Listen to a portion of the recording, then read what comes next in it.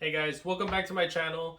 Today's video is going to be pretty interesting for anyone looking to get a front opening enclosure but don't want to spend any money on, or as much money on Exoterras, Zillas, and I think Thrive is another one that does it, with a handful of other companies competing in the front opening cage market. This could be a really good alternative for anybody trying to save a buck. This is from GECKOS, and they do enclosures and conversion kits for tanks. So the one that I specifically got is for a 20-gallon long to a 20-gallon tall. But let's just get right into it and let's see. Wow, I don't know how to cut boxes. I don't know. So what this is basically a piece of acrylic that they've customized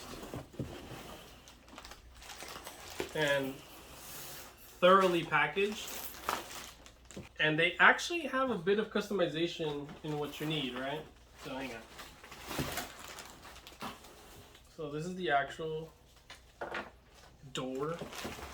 So this is basically what it is. Okay, it's a piece of acrylic that they've modified and put in hinges to 3 hinges. They've drilled out vent holes at the bottom and at the top, and it's supposed to be a really good alternative to, say, an Exoterra. But wow, this is really well wrapped. Also, I don't know how well this will hold up against scratching, if that's something you're worried about, because it is acrylic, and I know acrylic scratches fairly easily. But if you need something with pretty high humidity, because the enclosure will be completely surrounded by glass other than the vent holes that they provide for you, it will be pretty wet in there because there's a very limited amount of airflow. No. Bam. This actually looks pretty sick. So you get 3 latches, which is good, because even some of like the Thrive enclosures only have 1 latch, and so animals can push the corners and get out. But so this is extremely secure. Brings a little handle. All right, a little bit of squeakage going, not a big deal, but see the I don't know if you guys can see that. The grit. What did you call that? Is that what that would be called? But really interesting. But this is something that I've been wanting to try out for a really long time, so I'm glad I was able to get my hands on it. Whatever. What is this? Oh, my receipt. Oh, this time I got a receipt. First thing you're going to want to do is clean it to the best of your ability. Make sure you're getting most of those watermarks off, and definitely any dust you may have. When you clean this, you may want to stay away from harsher chemicals like Clorox and stuff like that. Use either animal specific cleaners or more natural cleaners like white vinegar and stuff like that.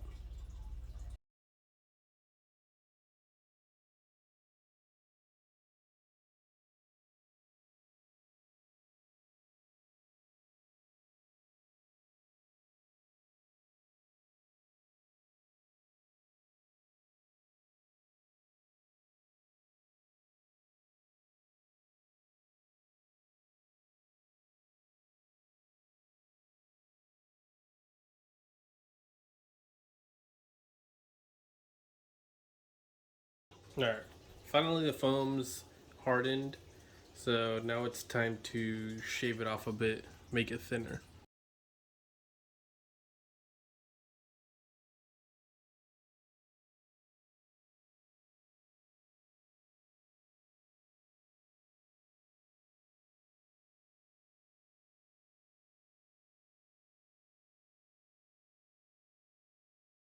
Okay, and now it's time for my usual Gorilla Glue lather.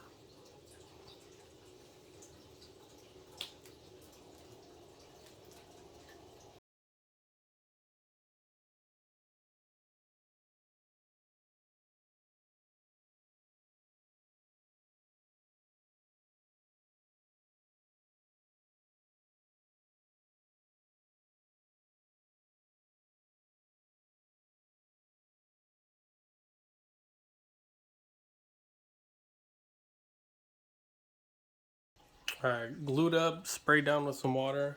Time to put in the dirt.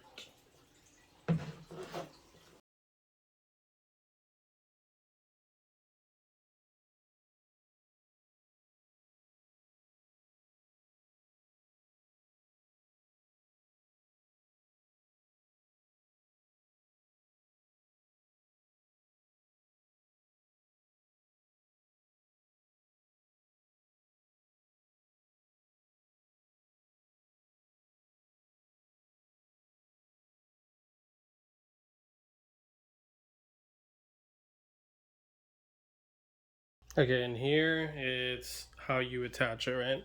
So you're just gonna put silicone all around the lip and then just press it down and you just let it cure. Should be pretty easy enough.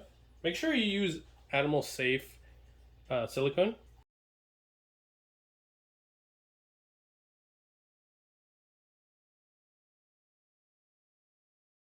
And then just apply the door. But make sure it's right side up and not inside out as well. So the grit should be up top and the small one should be at the bottom so you can put substrate in it. I'm actually terrified.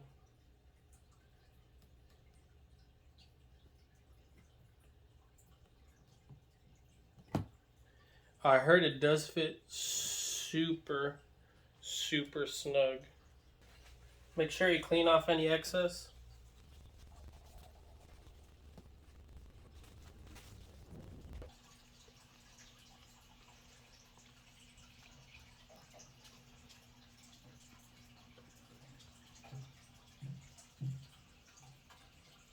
Now, as you can see, I would definitely recommend using maybe a black or brown silicone, because obviously it's pretty noticeable that it's, you know, just sticking out there.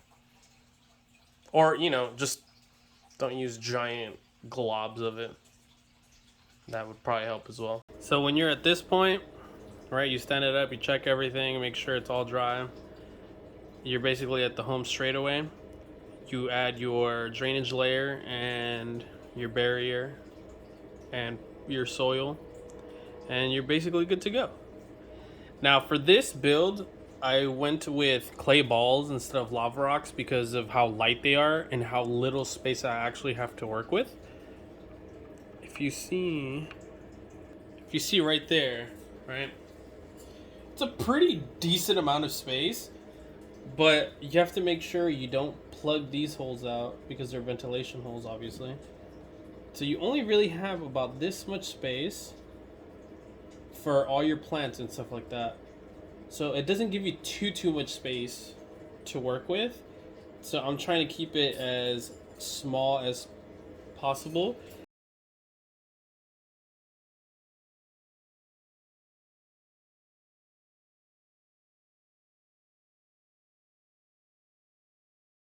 So in a build like this one, because you don't have too much space to work with, clay balls are going to be far superior to like lava rocks specifically, because the clay balls can actually absorb the water, so you don't need nearly as much. Okay, not that I'll be like overwatering this anyway, but for this job, the clay balls just do a far superior job at draining and controlling the water intakes.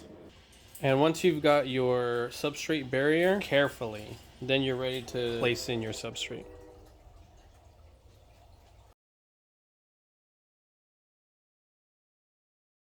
Okay, now it's time to plant it, and I'm going to be planting from the bottom to the top.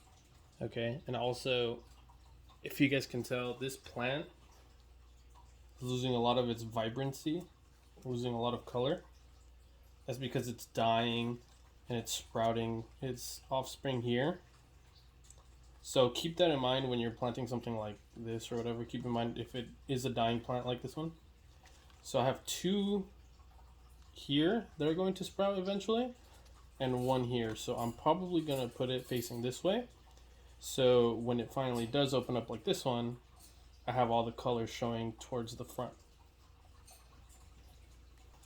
Now also with the substrate, it is built up higher in the back as well and lower in the front. That way you can still get the ventilation, but you have enough soil and it gives it a more in-depth look.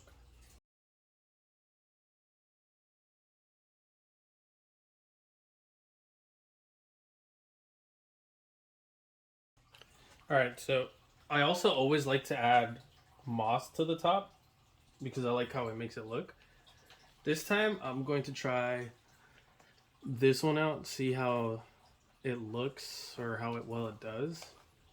I've never really been into these types of, mosses. I feel like they like paint them. I don't know. I don't know if that's just me.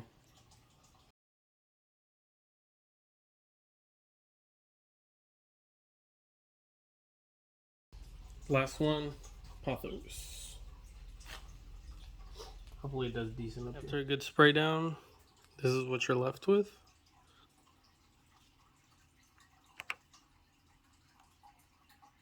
Or what I'm left with anyway.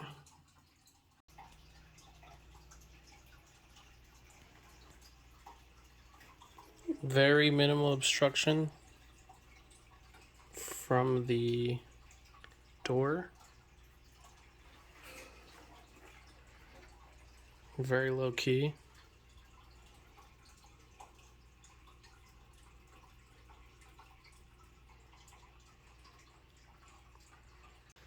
So my only comments about the door is going to be up here. It sticks out a little bit. It doesn't close completely flush, but that's no complaint as long as the door closes, right? Another thing is if you need something with a lot of airflow, this may not be the best, right? Because you have these 3 rows of holes. These creases or whatever are really tight, and obviously you have the silicone at the top or on the sides, I mean. So you're really relying on this and this to ventilate your tank. So it's keeping the humidity pretty high, and I'm sure it ventilates decent, but for something that needs a lot of ventilation, this may not be the best. But if you need high humidity that's constant, this is probably the best, especially if you do something like that where you put moss and bark and all that on the sides. It'll probably retain humidity really, really well. But overall, I am extremely happy with it so far. For crested geckos, this probably is really, really good, and only time will tell with that. But it is worth trying out at least one. I'll probably give this one a week or 2 before I decide if I want to try another one as well. You can also obviously stand these on its side, and it could be like something for a leopard gecko that can be a front opening cage. It doesn't have to be stood up like this. So just the utility this brings to the tanks you may already have is really incredible. And the product itself, though very simple, provides a lot of ability to be creative with it. And I really like that.